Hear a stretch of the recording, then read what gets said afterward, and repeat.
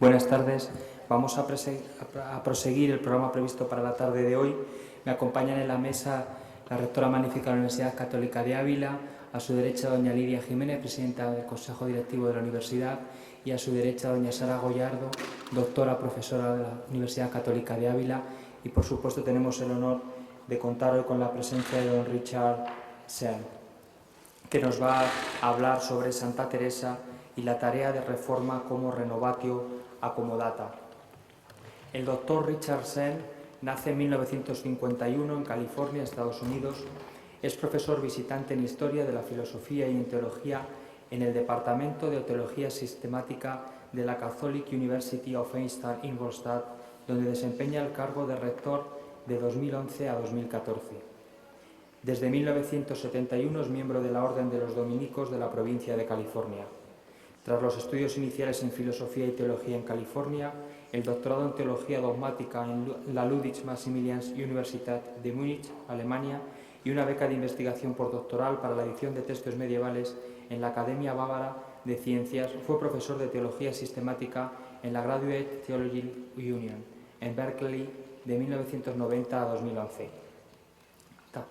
También desarrolla su actividad durante estos años en dos centros de investigación, 1991-2000 como director del Instituto de Investigaciones Filosóficas de Hannover y 2005-2006 como director del Intercultural Center for Faith and Culture Studies at the Johann Paul II Cultural Center in Washington. También ha sido profesor en la Albert-Ludwigs Universität de Fribourg y la Emory University en Atlanta. Sen fue Regens Studiorum de la Orden de los Dominicos en el oeste de Estados Unidos y vicecanciller de la Dominican School of Philosophy and Theology. Desde 1991 ha sido miembro de la Academia Europea de Ciencias y Artes y desde 2004 maestría en Teología Sagrada en la Orden de los Dominicos. Es presidente de la Academy of Catholic Theology desde su fundación en 2007. Desde sus tesis, sus publicaciones han dado lugar a debates contemporáneos y diacrónicos sobre antropología filosófica y teología, incluyendo perspectivas hermenéuticas, ecuménicas e interreligiosas, comenzando con la edición crítica de un texto medieval en las religiones precristianas. Sin más, cedemos la palabra.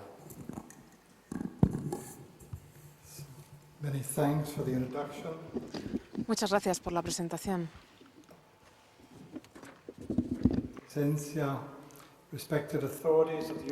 Respetadas autoridades de la universidad, organizadores, presentadores, participantes, invitados en este congreso, señoras, señores. En mi nombre y, por supuesto, también en nombre de mis colegas, profesores y en nombre de la persona que también ha estado realizando conmigo la mayor parte de este trabajo para la participación en este congreso, quería agradecer a los organizadores, incluyendo a todos aquellos que han hecho el trabajo de preparación de esta maravillosa conferencia. Mi tema de hoy, como ya hemos comentado, es Teresa y la tarea de la reforma como renovatio accomodata. Con dos M's y dos C's, accomodata. Por supuesto, esto es parte de uno de los títulos de un documento del Vaticano, del Concilio Vaticano II, sobre este tema. Por tanto, vamos a intentar aprender a interpretar la estructura del Concilio Vaticano II y qué es lo que Teresa nos puede decir acerca de la situación posconciliar en la Iglesia. Primero, por tanto, vamos a situarnos en la relectura de Teresa y del Concilio. Está claro que la charla de clausura de esta conferencia no puede pretender aportar muchos más detalles sobre la vida y la obra de Santa Teresa a los ya surgidos en el curso de este Congreso Interuniversitario o a los ya surgidos en las conferencias interuniversitarias celebradas durante los dos últimos años de una manera muy eficiente en esta misma universidad. Y además, mucho menos podríamos esperar de estas charlas que proporcionaran un resumen de lo que ya hemos aprendido de Teresa como maestra de vida.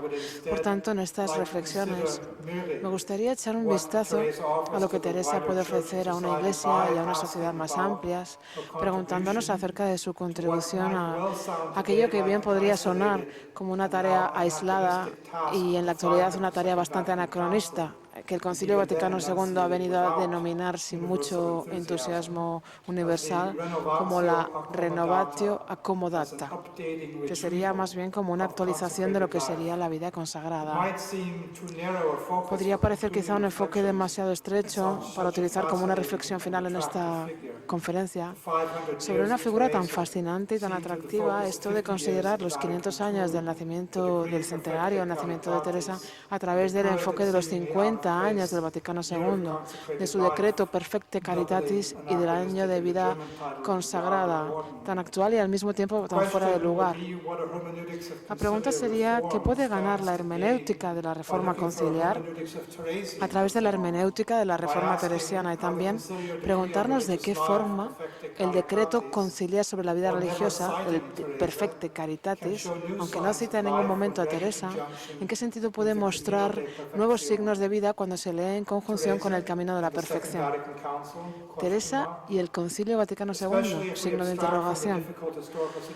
Sobre todo si nos abstraemos de la difícil situación histórica en la que Teresa vivió y escribió y trabajó y oró, nuestro propio contexto interpretativo difícil de hoy, de nuestra actualidad en cuanto a esta pregunta acerca de Teresa y del Concilio Vaticano II, puede parecer un poco enfrentado con este legítimo deseo nuestro de celebrar el legado y el nacimiento de esta santa.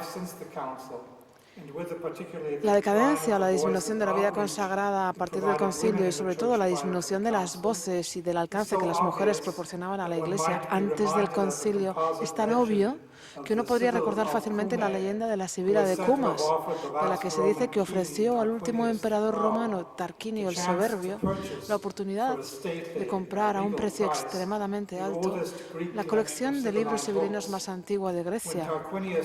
Parece ser que Tarquinio se negó y la Sibila cumana quemó un tercio de los libros originales y ofreció lo que quedaba de estos libros, pero por el precio original, el precio extremadamente alto. De nuevo, él volvió a negarse y ella volvió a quemar otro tercio y le ofreció lo que quedaba al precio original. Así, los consejeros de Tarquinio echaron un vistazo a estos documentos a petición de Tarquinio y estuvieron totalmente de acuerdo en hacer esta compra. Por tanto, los libros sibilinos se convirtieron pronto en uno de los libros más importantes y los libros más importantes en la República Romana. Incluso sin asociar estas historias con los últimos oráculos sibilinos o sin tener en cuenta este deseo de muerte incumplido de la Sibila cumana encogida, esta cita que aparece en el Satiricón de Petronio y que aparece también citada en el libro de T.S. Eliot que se llama La tierra baldía, cuando quería este autor describir el Sexful, el espíritu de la década posterior a la Primera Guerra Mundial, la pregunta un poco que se nos plantea aquí en este centenario del nacimiento de Teresa es si realmente la forma de vida descrita por Teresa es algo que la sociedad y que la Iglesia hoy se pueden permitir ignorar. Al considerar el legado de Teresa en relación con el trasfondo del largo y poco exitoso programa de renovación del programa conciliar, tenemos ante nosotros una pregunta similar a la que se enfrentaron los consejeros de Tarquinio, es decir, ¿con qué urgencia necesita la sociedad y la Iglesia los escritos de Teresa?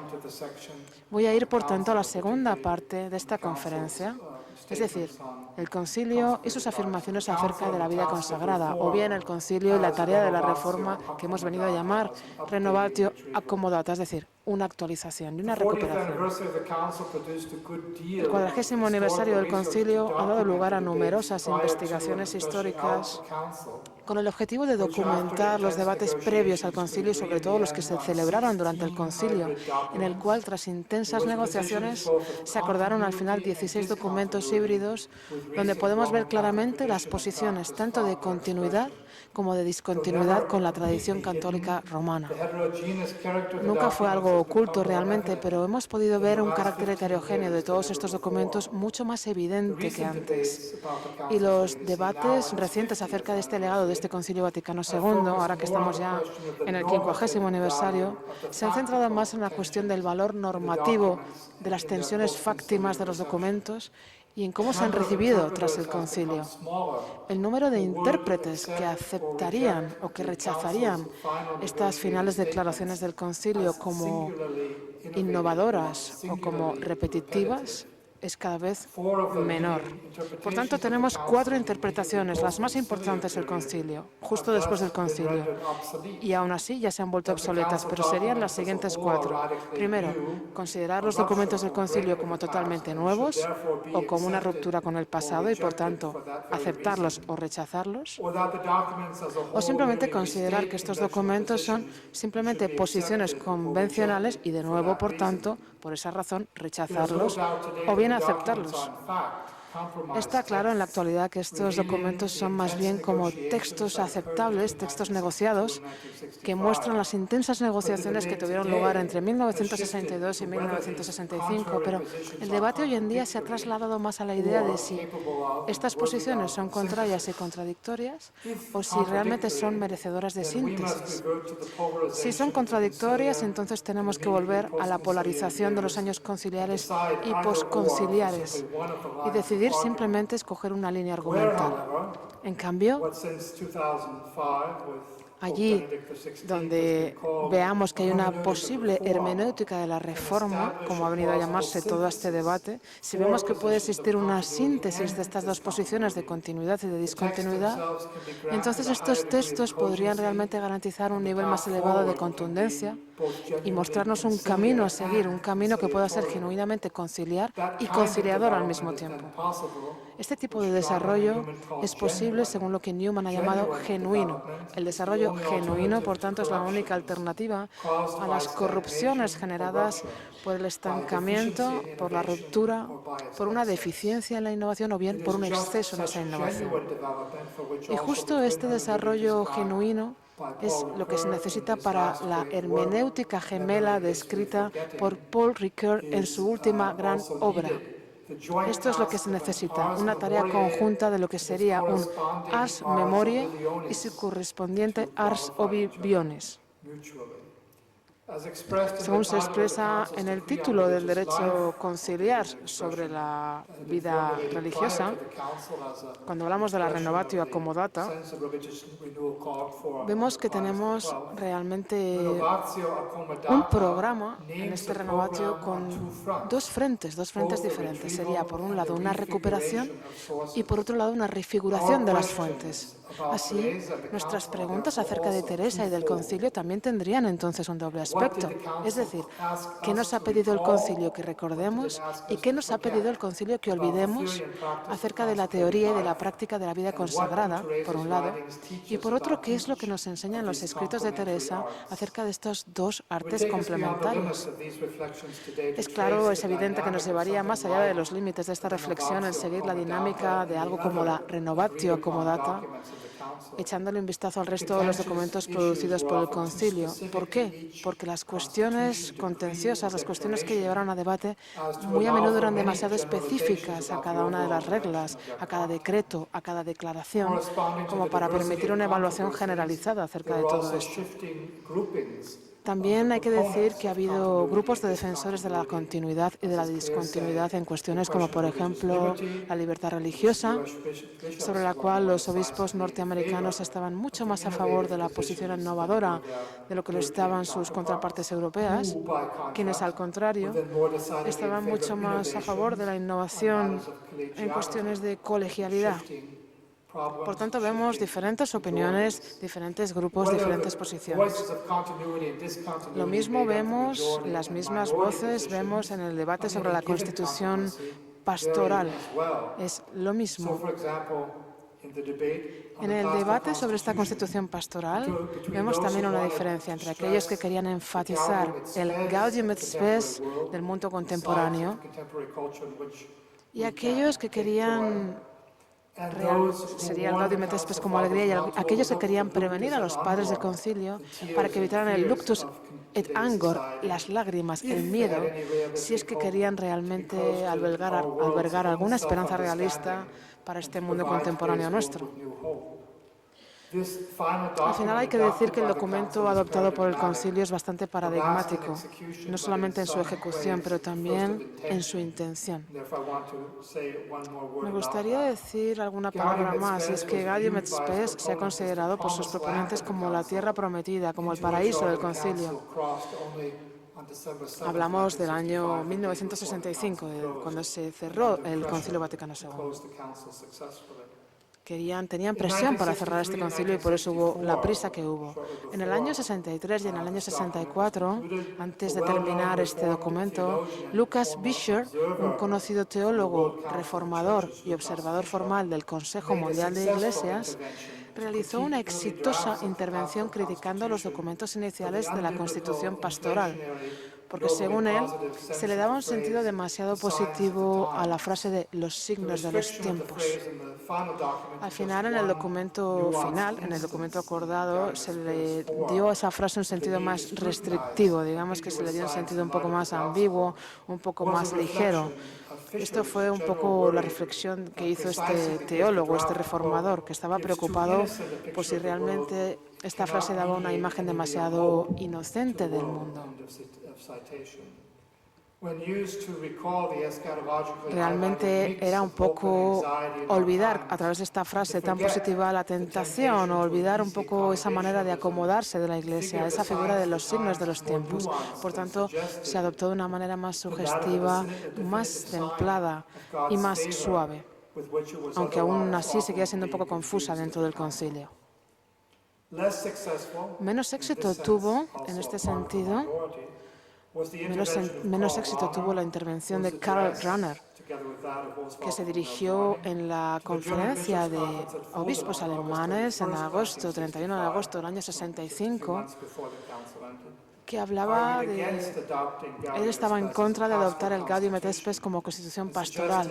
Él lo que decía es que sería mejor asignarle este proyecto a algún tipo de comisión postconciliar, o si no era esto posible, degradar o relegar el texto y dejarlo simplemente como una simple carta y no como una constitución pastoral. Porque él decía realmente que en este documento había un optimismo demasiado utópico, que era un optimismo excesivo y que era un moralismo demasiado excesivo, y que había una ausencia muy clara de una teología del pecado o de una teología de la cruz. Al final, todos los obispos alemanes fueron convencidos por sus contrapartes francesas y dieron su apoyo a la Gaudium et Spes. Al final este texto fue adoptado, pero aún así las críticas realmente sirvieron para modificar este documento, sirvieron para adoptarlo y para adaptarlo más y para solidarizarlo más con el mundo contemporáneo. Y de esa manera le dieron un peso más normativo, un peso normativo más grande, para que la Constitución pastoral realmente también hablara acerca del luctus ad angor, es decir, de los miedos, de la angustia de nuestros tiempos, como una base para nuestro trabajo. Por eso se puede leer de una manera más sistemática. Y esta lectura realmente se acerca más a la opinión de la mayoría. Así, de esta forma, hay una síntesis que es posible, que es contundente. El potencial más grande que tiene el Gaudium et Spes reside en la síntesis, por tanto, que se puede hacer posible en esta hermenéutica de la Reforma. Así, ¿dónde podemos identificar estas voces de continuidad y de discontinuidad en el decreto sobre la vida religiosa? Las palabras de apertura del decreto, que se llaman Perfecte Caritatis, reflejan la teología de la vida religiosa ya enunciada de una manera muy notable por Tomás de Aquino y desarrollada en un largo documento por las escuelas romanas y por la Congregación de Religiosos en un año y medio de intenso trabajo que se llevó a cabo previo al concilio. Estamos hablando de más de 70 sesiones, de más de 70 reuniones. Podemos aquí acordarnos también de una epístola en el Evangelio de San Marcos, cuando nos habla de ese hombre joven rico. Es decir, esta teología ve la esencia de la vida religiosa no en los mandamientos universalmente vinculantes de la vida cristiana, sino más bien en esos consejos opcionales que uno podía seguir, pero de una forma voluntaria. Es decir, que aquí el objetivo principal de la vida religiosa en este sentido es la búsqueda de la perfección personal, pero a través de una obligación personal y voluntaria a los votos de pobreza, de castidad y sobre todo de obediencia. En este sentido, las diferentes formas de la vida religiosa derivarán en función de los diferentes trabajos o tareas que ellos quieran realizar, pues por ejemplo, objetivos comunales o la proclamación de la misión de la Iglesia, Iglesia, la oración, el servicio a los más necesitados. Siempre hay, por supuesto, un privilegio a la vida de la contemplación sobre diferentes campos más secundarios del ministerio activo. Aún así, la falta de satisfacción con esta perspectiva convencional se hizo muy evidente en este Concilio Vaticano y se vio poco a poco porque se fueron reduciendo progresivamente la longitud de los documentos. También porque hubo una crítica profunda a la hora de votar los documentos preliminares, sobre todo en los 2 primeros tercios de documentos, y también en la elevada demanda de cambios, y también en las sugerencias de modificaciones de la vida consagrada y de todo lo que en este texto se hablaba de ella. Por tanto, al final se emitió un decreto sobre la vida consagrada. Así, esta discontinuidad con lo que había antes se ha considerado o hemos visto que ha puesto un acento nuevo acerca de las nuevas líneas eclesiales, con las nuevas temáticas eclesiales generales. En ese momento, por tanto, se establecieron los ministros de la Iglesia y sus propios miembros como los objetivos primordiales de la vida consagrada. Y esto ha sido realmente una crítica también al individualismo, una crítica a lo que se venía a llamar en el año 68 lo que se había considerado como un egotismo tomista, como un individualismo, un egotismo, ofreciendo diferentes alternativas, hablando también de la dimensión contemplativa de la vida consagrada como algo más importante o superior al servicio activo.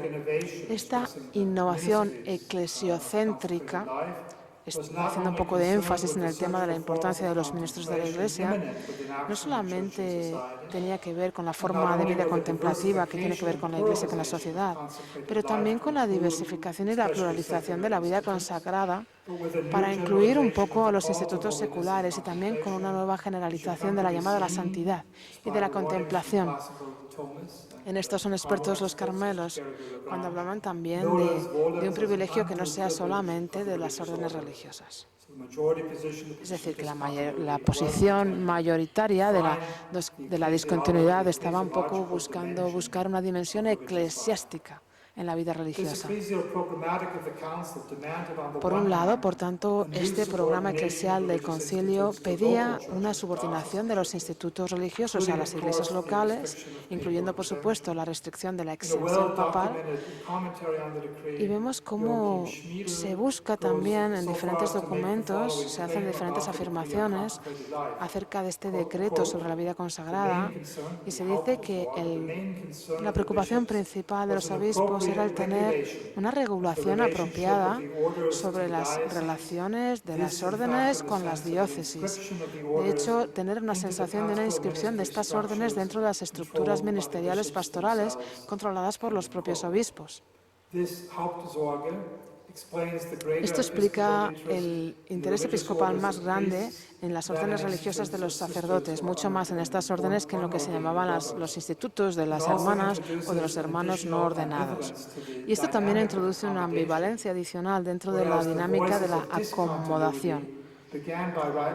Así vemos que siguen las voces de la discontinuidad, que empiezan a marcar un poco la insuficiencia de esa vocación de la teología, y con los diferentes tipos de programas de subordinación de la vida consagrada a las iglesias locales, algo que viene generado y que generó también la necesidad de tener más regulaciones, más normas de la ley canónica.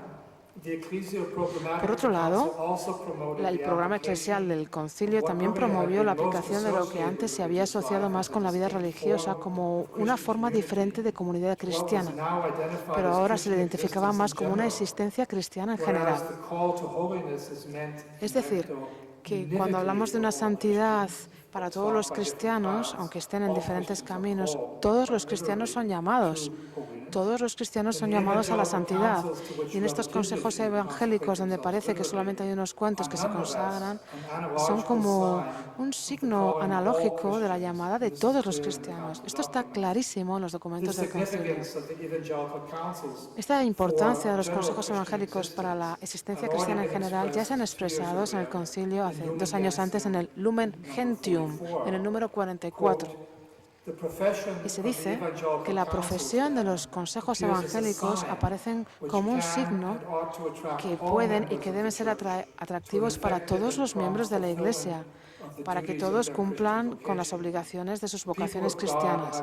Las personas de Dios no tienen aquí ninguna ciudad, no tienen ninguna tierra, sino que están buscando y esperando a aquel que tiene que llegar. Y dado que esto es así, el Estado religioso, cuyo propósito es liberar a sus miembros de las preocupaciones terrenales, se manifiesta mucho más plenamente con todos los creyentes en la presencia de los bienes del cielo. Por tanto, estamos hablando de una semiótica eclesiológica de los consejos evangélicos y aparece claramente en el decreto del Perfecte Caritati, con su comienzo.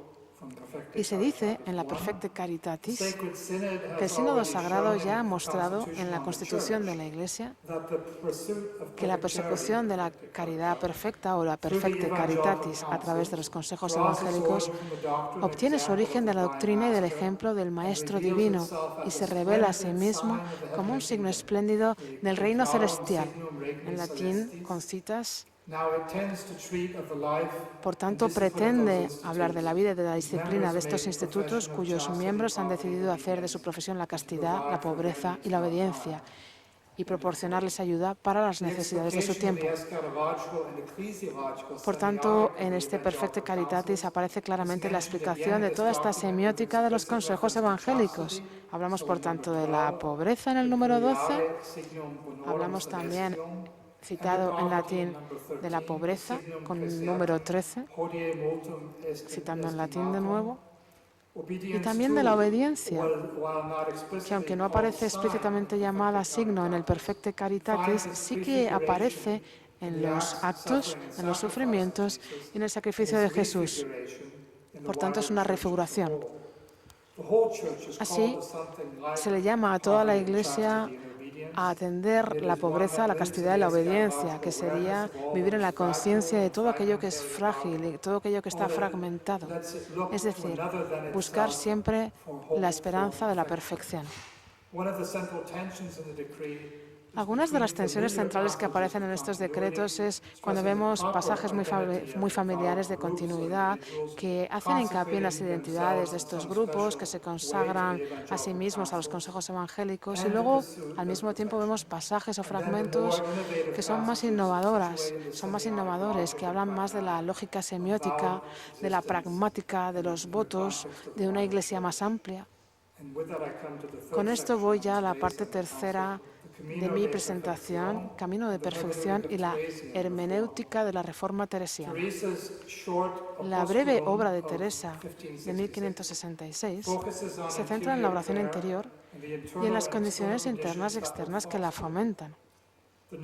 Por tanto, esta noción de perfección que reside en el centro de su libro y que luego le da el título en el camino de la perfección, no se refiere tanto a los consejos o a los concilios evangélicos, sino más bien a ese deseo de perfección de la oración interior, es decir, el camino que nos lleva progresivamente a un recogimiento, a una quietud y a una paz o quietud y a la unión con Dios. Estamos utilizando el criterio de los tipos, los progresos de esta paz interior. Por tanto, la hermenéutica de la Reforma, 50 años después del Concilio Vaticano, vuelve a llevarnos un poco a la idea de examinar de nuevo de una manera colectiva la conciencia y el pensar si los individuos dentro de una comunidad específica y bien si la Iglesia como un todo ha desarrollado este tipo de existencia cristiana que se necesitan para preservar el tipo de comunidad que se entiende que es la respuesta a la llamada de ser perfectos en la oración interior. O si no, si al contrario nos hemos convertido como ese hombre rico de la epístola de San Marcos que renuncia a la búsqueda de la perfección simplemente porque tiene demasiadas cosas. Así, la proximidad de esta obra de Santa Teresa al camino de la perfección con las voces conciliares parece a lo mejor demasiado fácil de identificar.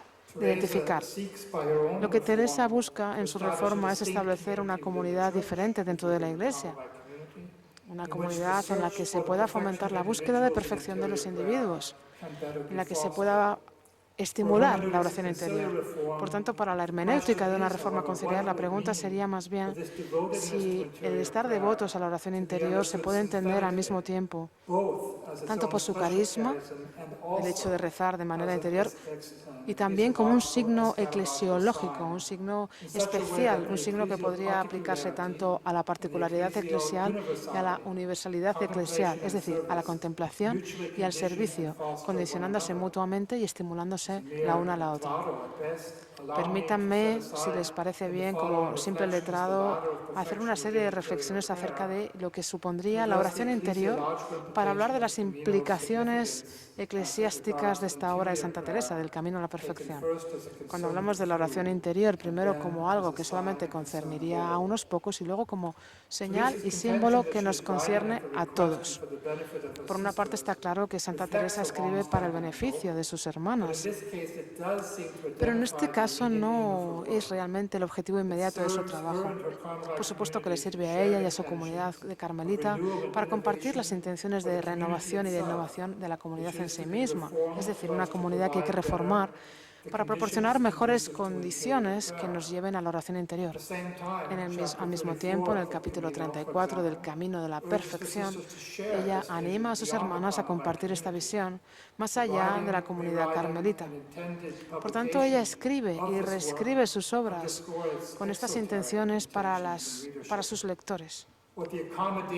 Quizá lo que esta reforma podría significar en cuanto a la oración interior para estas nuevas formas de la comunidad eclesial, considerándose desde un nivel más particular, es decir, lo que se demanda a cada uno de los cristianos como persona, queda claramente expresado en esta conferencia gracias a la hospitalidad y a la creatividad académica de este Instituto Secular de las Cruzadas de Santa María.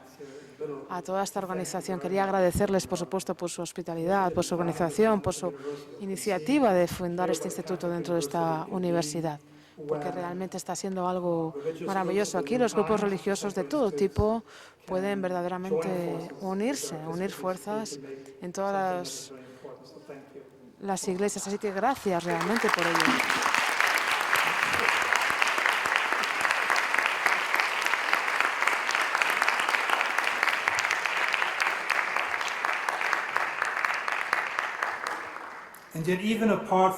Volviendo un poco al tema, incluso sin hablar de las actividades pastorales que puedan integrarse en todas estas nuevas comunidades, hay una función eclesial o un significado eclesial que puede ser particular a este tipo de instituciones como las cruzadas que acabamos de mencionar.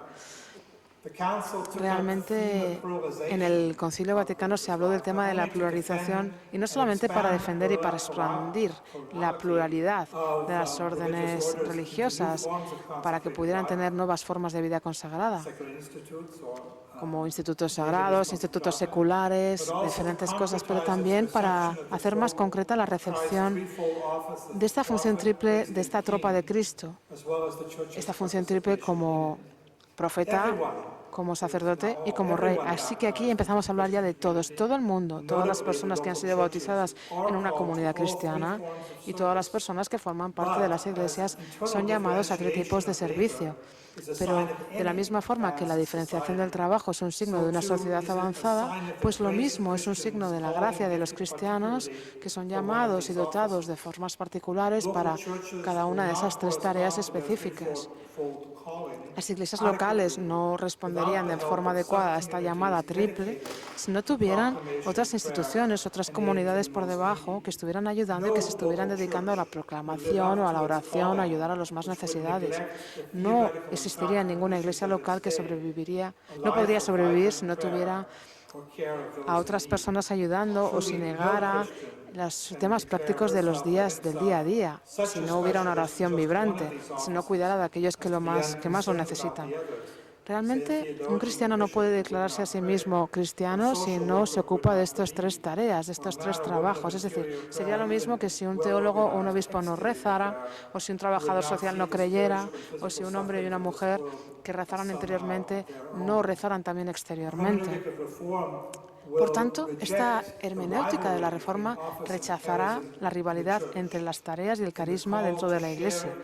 Así, en la llamada a compartir esta misión triple del Cristo, el carisma se descubrirá como algo necesario para cualquier otro tipo de tarea, y la tarea descubrirá su necesidad para darle vitalidad al carisma. El carisma, sin la función, sin el oficio, está ciego, y el oficio y la acción sin el carisma se acabará convirtiendo simplemente en una autoridad formalista, vacía totalmente. Solamente si evitamos la tentación de tener una iglesia dirigida de una manera administrativa, sin corazón, solamente si podemos evitar esta tentación de tener una iglesia gestionada, podrá la iglesia entonces florecer como un algo heterogéneo, algo donde el Espíritu vivifica en sus diferentes formas y en sus diferentes grados. Las comunidades dedicadas especialmente a la oración interna, oración interior, son vitales para que las iglesias locales puedan responder a su llamada de compartir esta tarea triple que hemos comentado antes. Y no simplemente delegando sus tareas, como diciendo que recen otros, nosotros no, sino energetizando cada una de estas tres tareas con sus propios recursos. Por tanto, al final es una cuestión de la hermenéutica de la reforma al reconocer la identidad particular de cada una de las comunidades, es decir, hacia qué se siente uno más atraído, si a la oración, si al carisma, y también es vital para la universidad, para la Iglesia Universal, el reconocer la misión y la unidad de una iglesia más grande como vital. Y es en esta combinación en la que existe realmente esta hermenéutica de la reforma de la que estamos hablando, esta hermenéutica que puede realmente combinar tanto la mayoría como la minoría, las preocupaciones de esa mayoría y de esa minoría dentro del Concilio Vaticano. Por tanto, lo más importante del Gaudium Spes que comparten los cristianos es el hecho de la importancia eclesial de darse cuenta de que podemos tener el riesgo de estar demasiado guiados, demasiado gestionados, demasiado sujetos a una burocracia. Voy a darles simplemente una idea acerca de lo que podría suponer esto. Habla un poco de un autor que se llama Alasdair MacIntyre, del análisis de la sociedad contemporánea, en la que se habla de cómo nuestra sociedad contemporánea está caracterizada por una burocracia y la importancia realmente que tiene el hecho de que la gestión, de que el orden, de que la dirección siempre esté trabajado y relacionado de manera coordinada con los subordinados, y que la función de una dirección sería simplemente el controlar los comportamientos y suprimir los conflictos, pero también más reforzar y no tanto disminuir el valor de las personas. Realmente habla de la importancia que tiene evitar toda la burocracia y todo el comportamiento burocrático. Ya sea que nuestras oficinas episcopalianas o las iglesias locales tengan una disciplina bien organizada o estén bajo un paradigma dominante de gestión, como se habla ahora del mundo de nuestros tiempos, a veces parece que no se ha comprendido bien esta llamada del concilio cuando nos habla de una distribución menos unidireccional de las funciones del oficio, de las tareas y del carisma. Es decir, hablamos de las comunidades de vida consagrada que enfatizan, por un lado, la oración interior, pero con la idea de ayudar a la Iglesia a identificar toda esta angustia, todo este miedo que pueda surgir del riesgo de demasiada gestión, de demasiada dirección en todas las zonas episcopalianas. Esto se puede aprender muy bien de Teresa, cuando vemos la experiencia de Santa Teresa con obispos como el que en ese momento era obispo de Ávila, Álvaro de Mendoza. Y también en las perspectivas anteriores de la vida religiosa de Tomás de Aquino, y también en el Camino de Perfección de Teresa, y también en los primeros documentos de Perfecte Caritatis, donde todos reconocen la importancia de la orden episcopal para la vida religiosa, igual que reconocen su importancia para el trabajo de los teólogos y de los políticos, sobre todo cuando surgen cuestiones acerca del bienestar de los miembros de la Iglesia y de los miembros del cuerpo de Cristo. En ese sentido, estar presentes en lo que dice el decreto. Es simplemente un esquema muy simplista, Es considerar cómo se reciben todos estos documentos como una cascada de arriba a abajo, es una derivación de esta gestión actual, contemporánea de dirección. Y esto ocurre después del Concilio Vaticano. Por tanto, sean cuales sean las formas nuevas o antiguas de la vida cristiana y del servicio cristiano, tendrían que desarrollarse para incluir más y mejor a más hombres y a más mujeres en esta misión de la Iglesia, con sus tres aspectos, si queremos que la Iglesia realmente cumpla con su misión. Es decir, hay que hacer una síntesis entre la estima de las iglesias locales y la vida consagrada. Hablamos de nuevo de la reforma genuina. Por tanto, siempre tener en cuenta que cual sea la reforma que se aplique en los concilios o en la vida cristiana, hay que pensar en incluir de nuevo, como hemos dicho, a más hombres, pero sobre todo a más mujeres en esta misión triple de la Iglesia, porque si no, poco vamos a ganar si se reducen las funciones de la Iglesia y si se limita a reclutar a unos cuantos directivos eclesiales más. Y esta decadencia y disminución de incorporaciones a la vida consagrada de la Iglesia solo se aceleraría más. Lo que realmente se necesita es una visión diferente de la relación de la tarea, del oficio y del carisma, sin olvidar la oración interior. Por tanto, lo que necesita la Iglesia Universal es miembros y personas dedicadas a la oración interior para tener una mejor amistad con Dios. También tenemos, por tanto, un tercer servicio proporcionado por los individuos y por las comunidades particulares que, a través de su dedicación a la oración interior, nos previenen en contra de esa perspectiva demasiado pragmática de la misión de la Iglesia, que está dominada en cierto sentido por esa razón instrumental. Cuando hablamos de esa sociedad de nuestro momento, esa sociedad actual, que tiene una interpretación muy funcionalista, muy funcional, por tanto, habría que tener cuidado para no tener una interpretación funcionalista de esta vida consagrada, porque entonces empezarían a funcionar bastante mal. También la instrumentalización de lo que es más un recurso que un final. Esto puede llevar a una disfunción. La sospecha de la oración interior como si fuera un egoísmo hace que nos perdamos dos puntos. Primero, que Dios es mucho más que un placer arbitrario de unos pocos y que la falta de funcionalidad pragmática tiene su propia función añadida y es simplemente darnos cuenta de que estamos viviendo en una era en la que vivimos bajo los yugos del funcionalismo, bajo los yugos de la razón, que estamos viviendo en la Iglesia y en la sociedad en unos tiempos demasiado traumatizados con un exceso de pragmatismo. Así que, bajo este prisma, todo aquello que no se busque por su pragmatismo es de gran valor. Así, se busca, por tanto, la liberación de las criaturas de la obligación de jugar a ser dioses. Y se busca simplemente lo que decía Santa Teresa, lo que decía el espíritu teresiano: deja a Dios que sea Dios, solo Dios basta. Por tanto, tenemos la tercera contribución eclesiástica de la búsqueda de la perfección interior y de la oración interior como una opción de esos pocos, pero ya hemos dicho, por tanto, que deja de ser una opción de unos pocos. Vemos ahora que ya hay un movimiento universal eclesiástico de gran importancia. Ya se ha cruzado esa línea. Ya estamos, por tanto, en una importancia universal. Es decir, que ya no hablamos de concilios y consejos evangélicos que sean simplemente dedicados a la vida consagrada, sino que hablamos también de un enfoque mucho más teresiano, un enfoque característico más teresiano en esta búsqueda de la perfección de la oración interior, porque esto marca una dimensión que debería estar presente, aunque todavía es un poco deficiente, en toda existencia cristiana.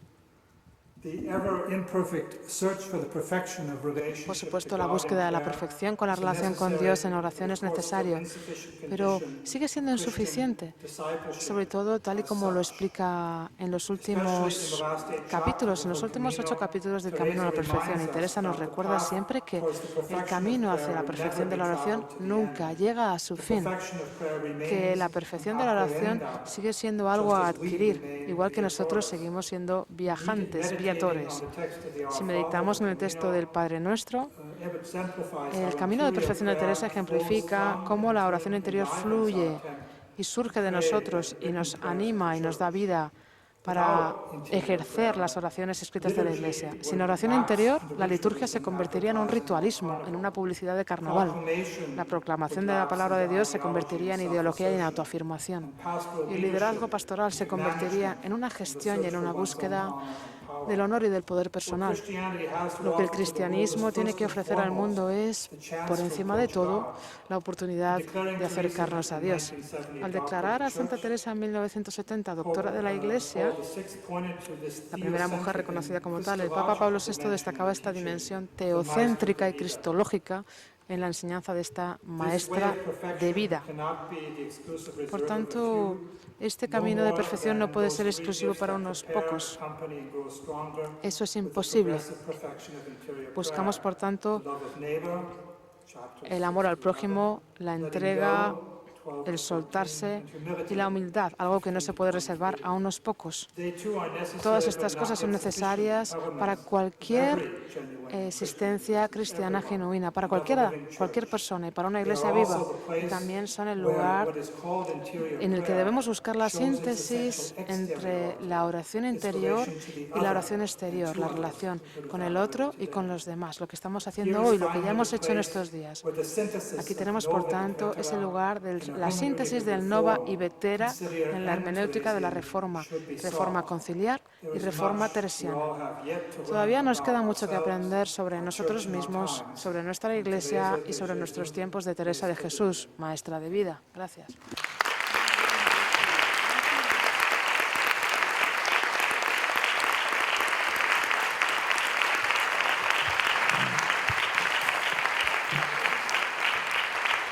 Muchas gracias, profesor Schenk, por su brillante e interesante conferencia.